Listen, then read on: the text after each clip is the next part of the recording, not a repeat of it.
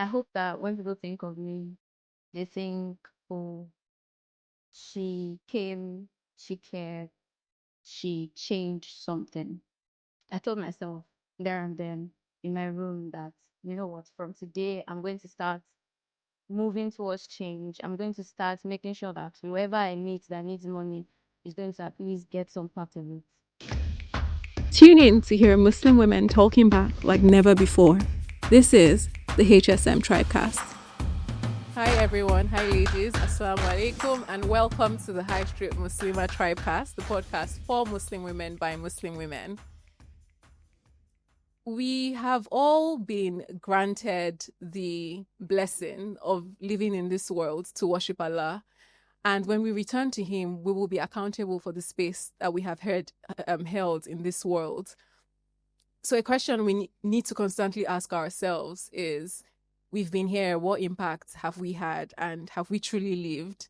I have a lovely guest with me today to do justice to this topic, Ni'mah Muhammed-Bello. Welcome, Nimah. Hi. Assalamu alaikum. Well, thank you so much, Nimah. I'm glad that you honored us to come on the TribeCast. We always start with an icebreaker. You know, oh my God, nice. So, two truths and a lie about Nimah. You fabricate this one. Assalamu alaikum, everyone. First, I'm very shy. Second, I enjoy multitasking. I love multitasking. And lastly, I'm my parents' favorite child. Wow. You're probably very shy. And I don't know how you ended up with like your initial this is me guessing, because it feels like an occupational hazard for someone that's shy to be in the media, but I think you're probably shy. This is me projecting. I hate multitasking. I'm always multitasking, but I absolutely hate it. And if you say your parents' favorite child, it's probably true to you anyway. So I would say perhaps the lie is the multitasking one. Am I right? The lie is that my older sister is my parents' favorite child. How do you know though? Have they told you that? It's very visible. They can't even hide it. It's very obvious. I don't think they do it deliberately. I think it's just their first everything. So no, I get what you mean. Because I'm the first child. I'm the only girl. But my mom is in the audience, and I always tell her that I know that my brother is her favorite child. So parents, we always know. But that was really good to start with. And I'm now selectively shy. I mean, but overall, would you describe yourself as an extrovert or like? I only speak when I absolutely have to speak. Same here. I'm only here right now because I mean, if I had a choice not to be here, I would probably not be here. But no, I take that very personally. But I didn't. You know when you're about to say "Oh, below me," that kind of thing. Thank you. But yeah, selective shyness. Yeah. Okay, so I'm about to take it very deep and heavy because we started really light. But when you die, what do you think people are going to say about you? I can only hope for the things that people will say about me, right? I hope that when people think of me, they think, oh, she came, she cared, she changed something. I hope that when people think, I'm very emotional, so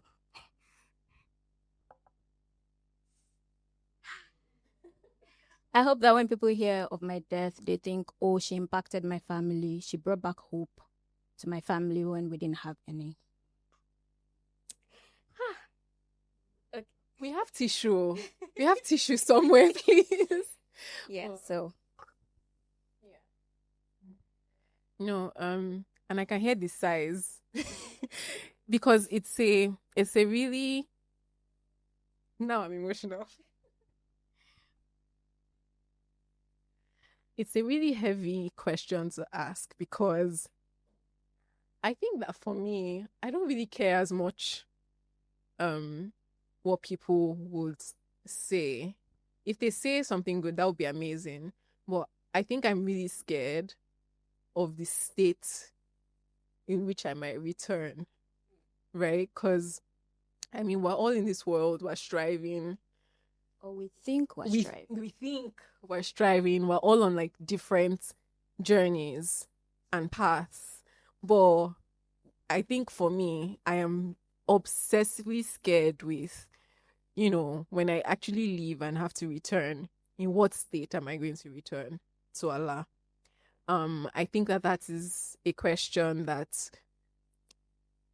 alhamdulillah, we're Muslims. I don't think that we are as scared of death as most people are. I can imagine if I was in some audience and I started with these questions, like, God forbid, what is that? But it's an inevitable, we are all going to leave this world and we're going to return to our Creator. So I think what you shared is a struggle that most of us deal with. And the reason I had to start from there is because I followed your story. I mean, we both went to Unilag, by the way. And as I said, we came out of school. It was, Nimah, the media girl. You were on HAL TV. You were on social. You've evolved over the years. Who is Nimah now? Nimah is a lot of things, but I think my biggest representation is Nimah, the social entrepreneur, Nimah, the fundraiser, right? Nimah now is a banker, product manager, low-key entering into tech proper. Texas. But Nimah now sometimes feels like how do you call this? Like an imposter. I feel like I don't belong where I currently am. I feel like Allah has pointed a direction that I'm supposed to go, and then I'm saying, wait first. Let me make this money. That kind of thing. Texas. But it's not even just about money. No, I know. It's really about having... A lot of people have side hustles. I mean, a lot of us here have side hustle. Me, I don't have side hustle. Right? I'm a banker. And then I do the foundation. People say, oh, that's your side hustle. But truthfully, it's not a hustle. It's just a thing that I do, giving back to the society. I'm a very big fan of paying it forward. If you pay for my food, trust me, I'm buying food for somebody else. If you pay my tea fare, I'm paying someone else's, I don't know, maybe school fees. I think somebody paid my school fees once when I was in Unilag, and I ended up paying somebody's jam fee. I paid another person's WAEC fee. Like, I always feel this need to repay the kindness that's been, given onto me. So, I think Nimah now is somebody that wants to do more in that space rather than what she's currently doing. All right. Well, it's valid. It's your journey. Yeah. And, you're on the way there. You spoke briefly about the foundation. I think the first time that I started to notice that shift, it was popping up everywhere on my Instagram feed. I would see it on my WhatsApp status, someone sharing like some picture or something around fundraising for people who are in need. And I noticed it was mostly people who needed some sort of health intervention. I guess what happened?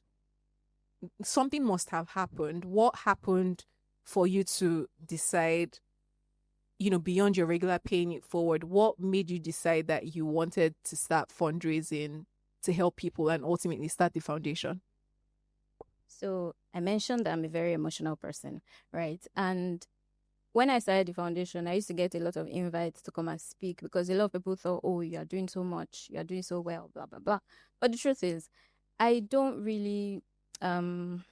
I'm not really the kind of person that is happy to jump in front of a camera to say, oh, I did this, I did that, and this is why I'm doing it.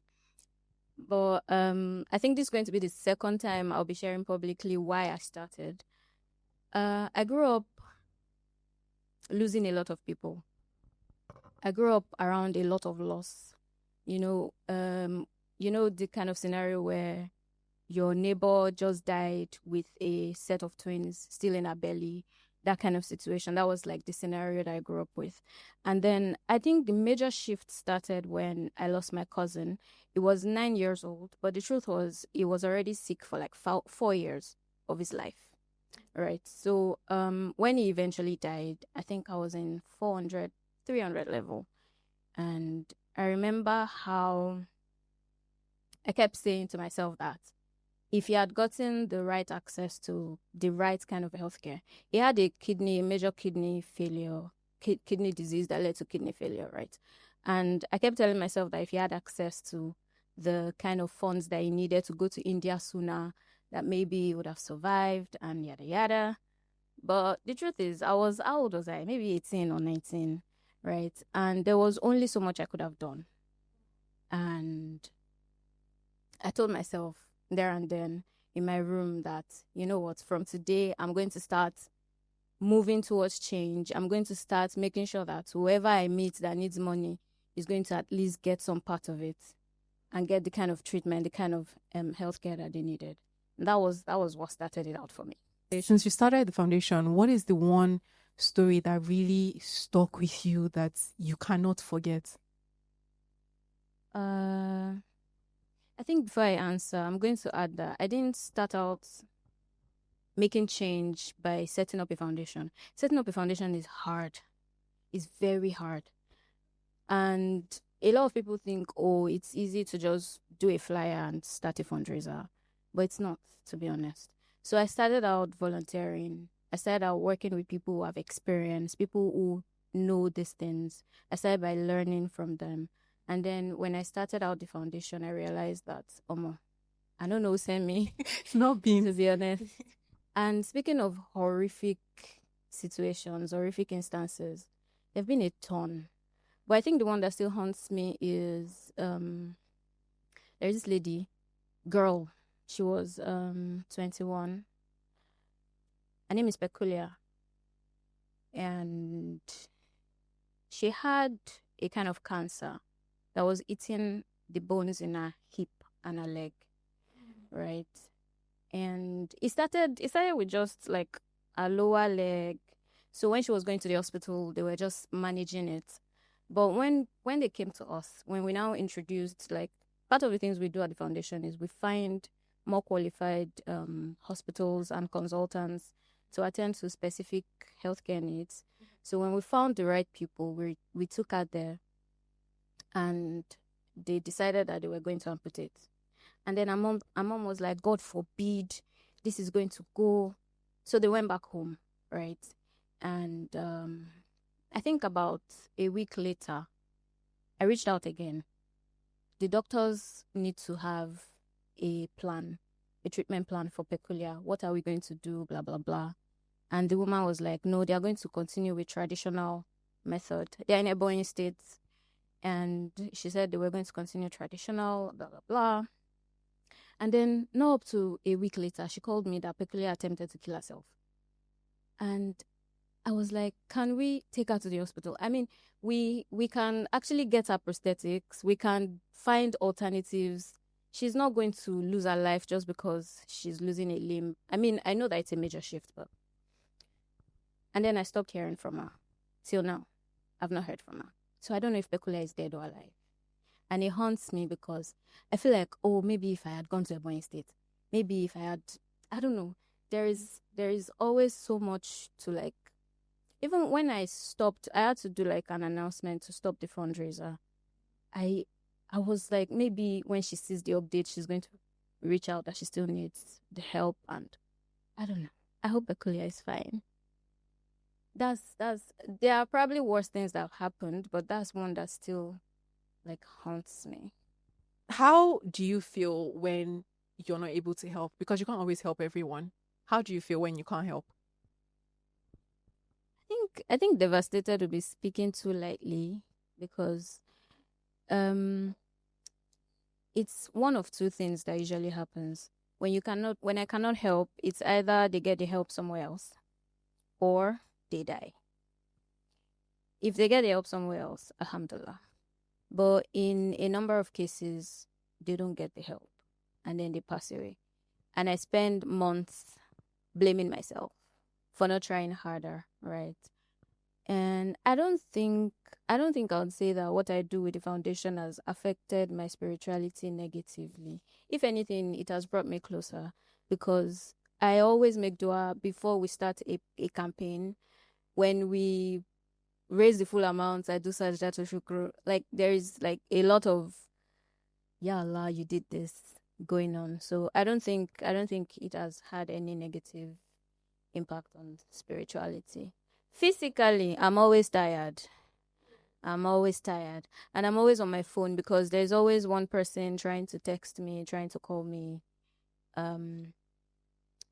There was a time in my life, I think like last year, Steph, that nobody would call me except they needed help.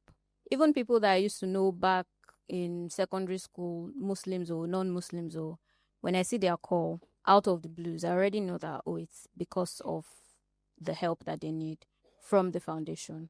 So sometimes, in fact, there was a time I separated the foundation from my personal WhatsApp number. I did that on Instagram as well. So when people send me DMs on my private page, I'm like, please text the foundation. Even if it's me, I'll still answer it over there. But please take it there, so that you know exactly boundaries.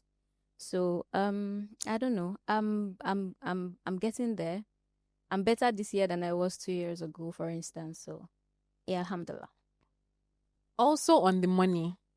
The money. With the money comes the accountability. Yeah. And responsibility. You know, when we're talking about, like, when I was thinking about this and the conversation and all that, one thing that I was really curious about, especially when you start on a small scale, things like this, is there's always the question around accountability where finances are involved. If you recall, during NSAS, this is digressing, and there was a lot of financial mobilization that went into that, you know, for organizing and all that. But we also recall, like, how many weeks later the feminist coalition was getting dragged in terms of, you know, the money and, you know, what happened to it and all that. Have you ever, first of all, like, what's the struggle, if any, around that accountability in terms of like fundraising, etc.? But also, have you like ever found yourself in a situation where it was like, how do you account? Some people are skeptic when they see some of those messages going around, because they're like, what did you do with all that money? Did you actually like give the full amount to who it was? Have you ever had anything like that? We have. And that's why I started to do a case-by-case campaign. All right. So every time we try to raise funds, we're doing it per person, per individual, per patient. And when we raise the amount, we announce that it has been raised. And then there is an inner committee now that like gets the full, because it's not all the time that we can share all the information on social media, right? But there is a team now. There didn't used to be a team before, but there's a team now that like gets the statements. We see, oh, this is the amount that we sent to the patient. Sometimes, because most times we raise funds for surgeries, we try as much as possible to put post-operative care bills into the mix, like, right? But a lot of times patients come back. So on instances when we raise more than we actually set out to for each patient, whatever we roll over, we'll keep it for them. So when they come back, they can take out of that fund. And when they are discharged, we roll over that fund onto the next beneficiary. So sometimes we start a campaign today, and then by like 2 days, we're done with the campaign. It's not because we started raising 2 million naira 2 days ago and it's complete. It's mostly because there was already 500K in the account, and we were just topping it up. And then we raised the 200, the extra 1.5 on that 2 days, that kind of thing, right? Yeah. But it's like crowdfunding ever enough? Because you started with that story about your cousin and the system and how if he had access, Allah had willed it. But, you know, perhaps if he had been able to get better care. Because where I'm coming to is Nigeria's healthcare system and all of the wonders that it brings with it. But what really do you think is the true cost of how I'm not going to make, the conclusion and say, oh, we have a failed healthcare system. We do. Okay. Allegedly. I think maybe because I am in the mix, kind of. I mean, I'm not even a doctor, but I know that sometimes we pay for blood, for instance, and they are diverting it to another patient. We lost a beneficiary one time. The reason was because she was no longer getting treatment. And this was because the doctors said, oh, her prognosis was already too poor.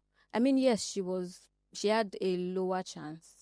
But they were now diverting the blood, the treatment that we had already catered to, we had already paid for.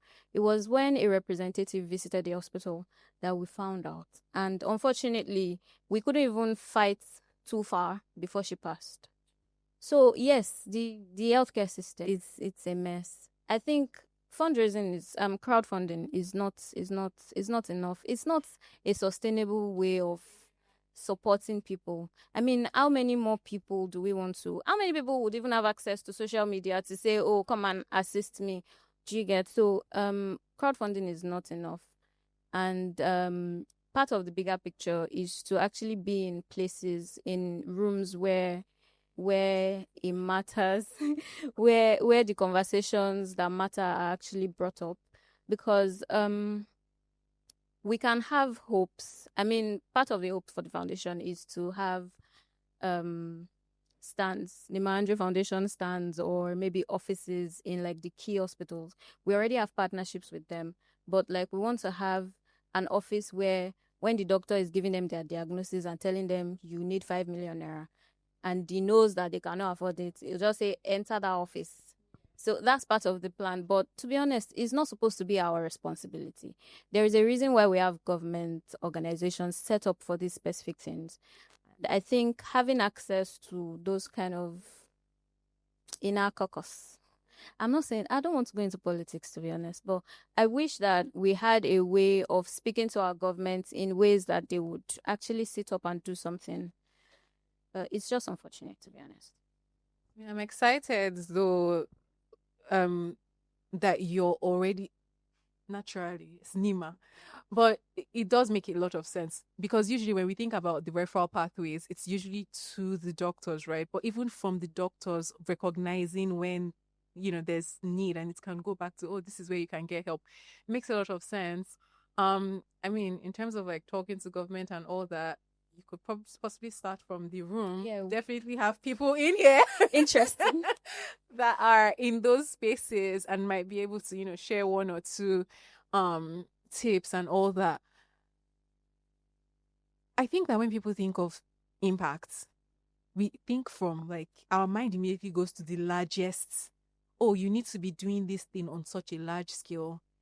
We find it hard to think of like the smallest. Oh, this is what I can do. This is the kindness that I can offer. We typically tend to, our mind goes far. That's when people say the popular, but I don't know where to start. Or I just need the resources, or I need sponsorship. Or there's various ways in which we say it. What is, for someone who's thinking, I want to make a difference, what is the easiest thing that you can start? What are some of the ways that you can start giving back, paying it forward, and making that difference without immediately thinking of scale? Volunteer.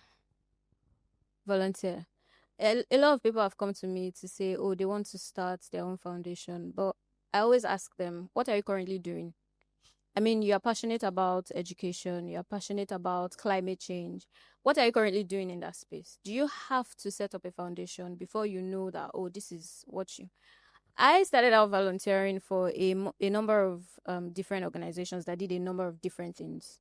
There was education, there was climate, there was health. Before I now decided, okay, I want to focus solely on health. Yeah. I mean, that's like what started out my interest in volunteering in the first place. But I think for you to want to do something that is going to be of impact in the long run, you need to first know what you're doing. And by doing. Learn from people who already have the experience. Be active. Don't just join their groups and go for events and take pictures and go home. You need to be... A lot of organizations have core team. A lot of organizations have like executive teams. try to be on the team, because that's the team that actually does most of the work, right? If you want to make impact, start by actually doing something. Yeah. So in the course of your work, what is one time, and you've shared some really personal stories from what motivated you to some of the ones that still haunts you up till today, but what is one really successful, something that you say was a success, one story that really made you think, okay, yes, this is really why I'm here? So one thing we've done is partner with hospitals, right? We partner with general hospitals in like major local governments, the Orile Agege, the Luth, Lasuth, those. And there was this time that I got a call from a nurse there, and she was saying, oh, there's this woman that just came in. She came in, she was to deliver a set of triplets, and because of how delicate the pregnancy was, they had to do CS. And these are people that could not even afford to, at the time, they did not even do scan. So till the point of birth, they didn't even know the genders of the babies, right? So imagine them now saying, oh, you're going to pay for CS. Where do they want to find the money, right? So when the nurse reached out, the matron rather, when she reached out on their behalf, and we were able to support, that was kind of the beginning of the partnership with that particular hospital, because at that time we didn't have any relationship, but that was the beginning. And till now, they still come to us when they have women who have delivered their babies 2 weeks ago, last week, they are still on admission, even though they are cleared to like go home, but they've not cleared out their bills. They reach out to us. And because I interface directly with the hospitals, I don't expect the parents to call me. And then when my phone rings and then they say, oh, my name is Kiniko Kiniko, I was in Kiniko Kiniko, you just paid my Kiniko. Yeah, it makes me feel very, very good. It makes me feel like I've just helped a family unite themselves. Because sometimes they will hold the baby and tell the mother to go home. Sometimes they'll keep the mother and say the baby is free. Did you get? So there are instances when They are still incurring debts. yes, The days they yes, keep them. and then the most common one is both mother and baby will stay in the hospital until they clear the bill. And you know that for every day that passes, the bill increases. So it makes me feel very happy that we've sorted that aspect of their lives. So now, yeah, they will still have to worry about taking care of the babies and the legs, but at least that part of them being imprisoned is already out of the way. Yeah. So yeah, feels like good success. Yeah, oh, alhamdulillah. And we touched on this earlier before, is the thing we're saying about scale and the challenges and all that. But I think that with the work that you do, even though you would say it still hasn't gotten to the level that it could get to, it's still at some small scale. But what are the challenges of, you started talking about how hard it was to set up a foundation and do the work that you do. How also do you navigate those challenges in terms of increasing the scale of the work that you're able to achieve? So I'm not somebody that focuses on numbers, right? I didn't even start counting beneficiaries until when I started applying for like grants. And they ask, how much impact have you made? They want you to be able to measure the kind of impact. Before, yeah, I have a spreadsheet where I put everybody's names, but the list was not numbered. All right. So it wasn't something that I ever really thought of, oh, let's keep scores. Right. But I think over time it has become very very nice to know that a whole 500 and kiniko It's a flex. It is actually a flex, to be honest. Yeah. So because I don't focus on numbers, I focus on stories. I focus on the lives that have been impacted. I just know that I want to reach. I mean, now that I've started putting numbers, I want to reach up to 5,000 families in the next maybe 5 years. I want to become a household name for people who have this kind of unique challenges. I mean, I don't pray for the people that I know closely to need that kind of help, but if they so need it, I want to be able to support them. So it doesn't matter if I am globally known, if I open head office in Sweden and in the US. But you were so specific. Why Sweden? It was just the first place that came to mind. It was just the first place that came to mind. But it doesn't matter if I have international recognition or whatnot. What matters is Nigeria is my home, to be honest. And this is where the most work is needed. All these countries that we're going to, they have all these structures in place, right? So if I'm able to make impact here, even if it's only 100 out of 1,000,000 people that know me, and I've been able to impact their lives, I think that's what I would consider. Yeah. It's good that we started talking about globally and impact, because as we all know, Trump came into office and the world changed. Not that we weren't expecting it, but so globally, aid budgets have been slashed. And I actually hate to use the word aid. Foreign assistance, development budgets have been slashed. Programs are being cut. Yeah. US aid has been dismantled. Basically, we are living in Trump's world, and it is catching on beyond the US. You have the UK, you have Norway, you have a number of foreign governments slashing their official development assistance budgets. And it has me thinking that for it to have the kind of effect that it's having, for people in those numbers to be dying or not be benefiting from those programs anymore, the world has been skewered in such a way that it's not equity if one nation can take a decision that completely changes the outcome for everyone in that manner. It also means that we need to look internally to ourselves, as Nigerians and also other African nations, to, I guess, not be as reliant on foreign aid. But from your own reflections and your own perspective as someone who's organizing and driving community action on that level, on your own scale, how do you think we're going to navigate? Because it's the normal, isn't it? I don't think it's ever going to come back. These cuts that have been made, it's going to change how the world is. So, even if it does, I'm saying that I don't think it benefits us in the long run to be that reliant. Dependent. Yes, exactly, on foreign aid. What are some of the... sorry to put you on the spot, but in your own way, how do you think that we can sort of rally more in terms of I guess, doing things for ourselves indigenously so that we're not as reliant on those kind of systems? I think we need to call our government to order, to be honest. It's like the big elephant in the room.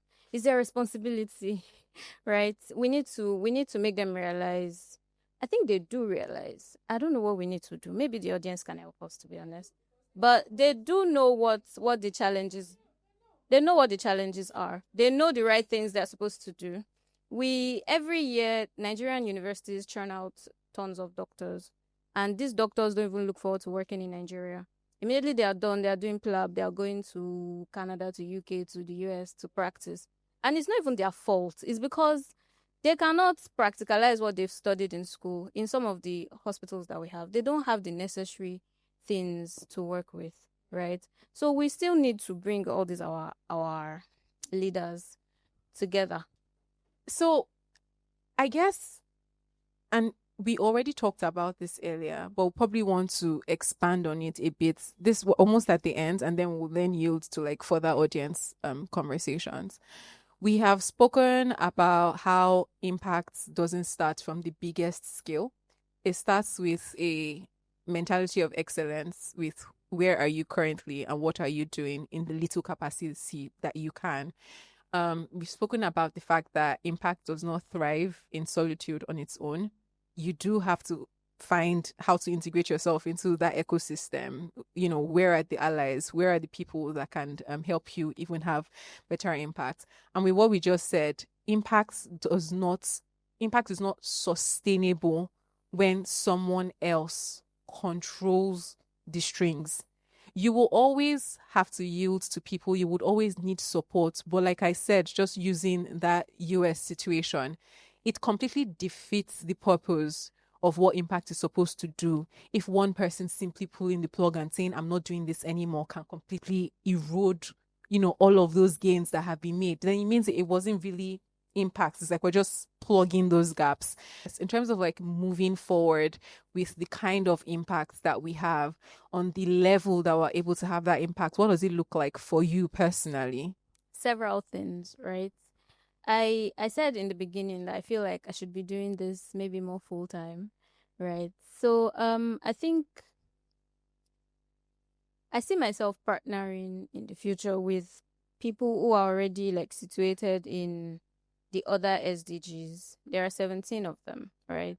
And I feel if we have more collaborative work, I feel like healthcare finance is kind of in the back seat. There is like climate first, there's education, there's poverty, but healthcare needs a bit more what's it called? We need to put it a bit more in the spotlight, especially in Nigeria. SDGs, very relevant, very integrated into this conversation around impact and sustainability. And I want to explore the connection between faith and SDGs.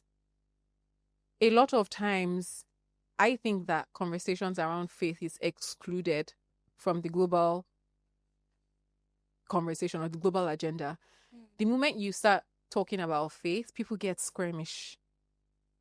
Whether it's in the corporate world, whether it's in the development world, people start getting a bit squirmish. You know, we've seen it around the conversations with Israel and Gaza, even though that isn't a faith conversation, it's around, you know, humanity and all that. However, a question I've always asked myself is, what are the opportunities for Muslims and Muslim leaders to really achieve the most impact by borrowing from the Sustainable Development Goals? Where are some areas that you think that we should bear in mind as Muslims or Muslim leaders? I don't think there is any restriction anywhere, to be honest. Mm-hmm. And I don't think your faith determines where you can actually plug in, where you can come in, right? So if you're a Muslim leader or you're an impact leader, you can pick whatever works, right? And I think Muslims, we need to do more, maybe. We're very conservative, kinda. So I think we need to do more. I think we need to be more out there. Don't be shy like me. It's like, because imagine if the world is talking about, let's say for instance, the world is talking about I don't know, SDG 5, they're talking about gender equality, or let's even take the education SDG. Like, so when we're having conversations, I feel like we're having the most banal conversations around what women should do or shouldn't do. Like, even when you're trying to talk about women's development, it's in a vacuum. Sometimes we like to be very siloed in terms of how we talk about development in Islam. It's preachy, it's Quranish, but it's like, how do you align with the global conversation around what is happening? Because there's opportunities both for funding, in aligning your position in what is going on, because sometimes they're not that opposed. It's simply the narrative in how we are talking. So like you say, we need to do more, but how? Sorry, this is me thinking out loud. Sometimes I feel like I'm asking questions, but I'm actually less just like thinking a out loud. question. It's like a reflection. Yeah. But like, what are your thoughts, I guess? Again, let's start small. All right. There is no faith-based restriction when it comes to SDGs. So if we're going to talk about women in Islam, we can always find a way to relate it. The situation with Gaza has been going on for like the longest time.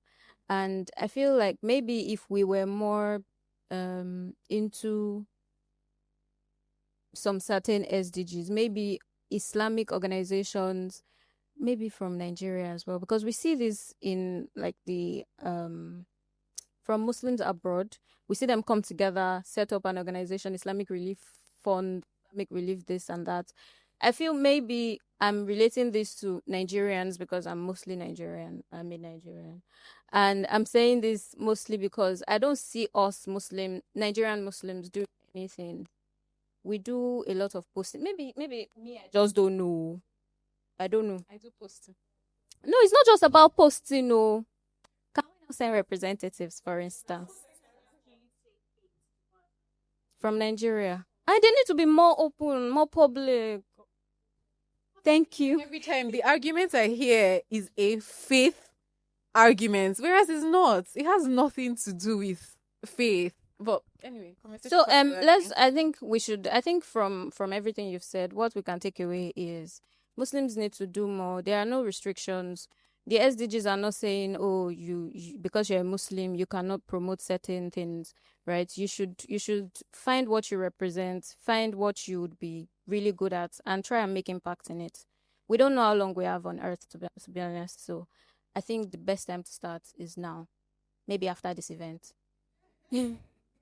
Nimah, this has been a really great conversation. I enjoyed myself. I hope you did. Yes, I did. But Did you guys enjoy yourselves? Yeah, but and I know you shared with me something that I think is powerful, and it's probably the best way to end this versus any other thing that I could do. So do you want to? So I already consider you guys a community. So I drafted pledge. You people will pledge. Just raise one hand, seated where you are. I solemnly pledge I solemnly pledge to show up with purpose, to show up with purpose, to serve with my heart, serve with my art, and to honor my impact as an act of worship. and to honor my impact as an act of worship. Takbirullah! Allahu Akbar!